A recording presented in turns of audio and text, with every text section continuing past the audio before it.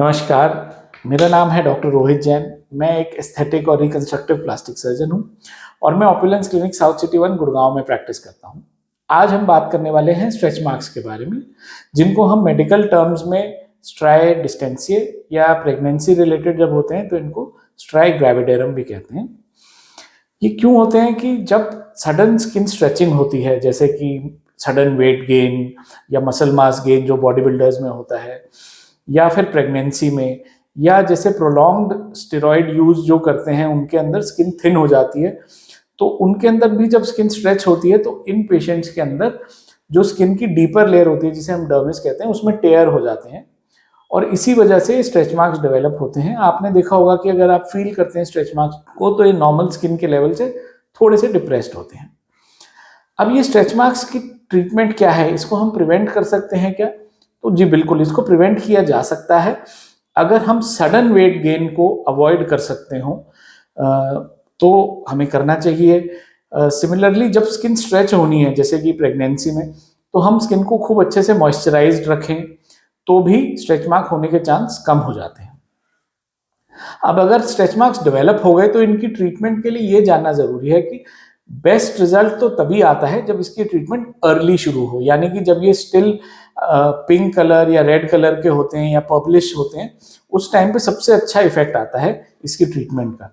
लेकिन जब stretch marks mature हो जाते हैं, जैसे कि वाइट कलर के हो जाते हैं, तो उस केस में थोड़ा कम इफेक्ट आता है ट्रीटमेंट का। आता है, फायदा तो होता है लेकिन थोड़ा कम होता है। अब इसके क्या ट्रीटमेंट ऑप्शंस हैं? तो इसमें काफ़ी सारे ट्रीटमेंट ऑप्शन हैं, जैसे कि सिलिकॉन जेल शीट्स हो गया, क्रीम हो गई, लेजर्स हो गया, रेडियो फ्रिक्वेंसी माइक्रो नीडलिंग हो गया। इन सबसे स्ट्रेच मार्क्स में फ़ायदा होता है। हमारे क्लिनिक में हम कॉमनली करते हैं PRP विद माइक्रो नीडलिंग। अब माइक्रो नीडलिंग एक ऐसी टेक्निक है जिससे हम स्किन में मल्टीपल छोटे छोटे होल्स कर देते हैं विद वेरी फाइन नीडल्स, और लोकल एनेस्थीसिया में इसे करते हैं तो ये पेनफुल नहीं होता है।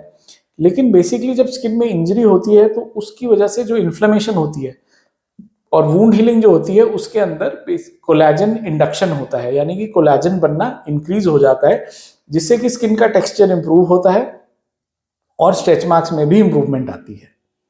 लेकिन कुछ चीज़ें इसमें जाननी ज़रूरी हैं कि कुछ पेशेंट जो कि ब्लड थिनर्स में हों या फिर जो पेशेंट को ब्लीडिंग डिसऑर्डर्स हों, उनके अंदर हम ये प्रोसीजर नहीं कर सकते, क्योंकि इसमें थोड़ी थोड़ी ब्लीडिंग होती है, एक स्किन पे हल्की सी ब्रूजिंग आ जाती है।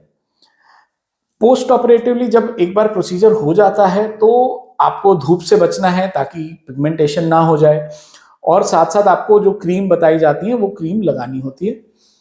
ये प्रोसीजर करने के दौरान जब हम PRP भी यूज करते हैं तो इसके ग्रोथ फैक्टर्स बहुत हेल्प करते हैं, जिससे कि कोलेजन की इंडक्शन और बेटर होती है और बायोएक्टिव जो प्रोडक्ट्स होते हैं उसकी वजह से रिजल्ट और अच्छा आता है। इसके अलावा हमको ये बात जाननी जरूरी है कि एक सिंगल सेशन में पूरी इंप्रूवमेंट नहीं आती है, मल्टीपल सेशंस की जरूरत पड़ती है। कुछ पेशेंट्स में 2-3 सेशंस में फायदा हो जाता है, कुछ पेशेंट्स को 5-6 सेशंस की जरूरत पड़ती है। ये हम प्रिडिक्ट नहीं कर पाते हैं, ये तो पेशेंट की बॉडी का जो रिस्पॉन्स है उसके हिसाब से ही डिपेंड करता है। इसके अलावा हमको ये भी जानना है कि कोई पेशेंट्स ऐसे भी हो सकते हैं जिनके अंदर फायदा थोड़ा कम हो अगर वो प्रोटोकॉल को फॉलो ना करें, मतलब कि रेगुलर इंटरवल्स पे इसको ना करवाएं।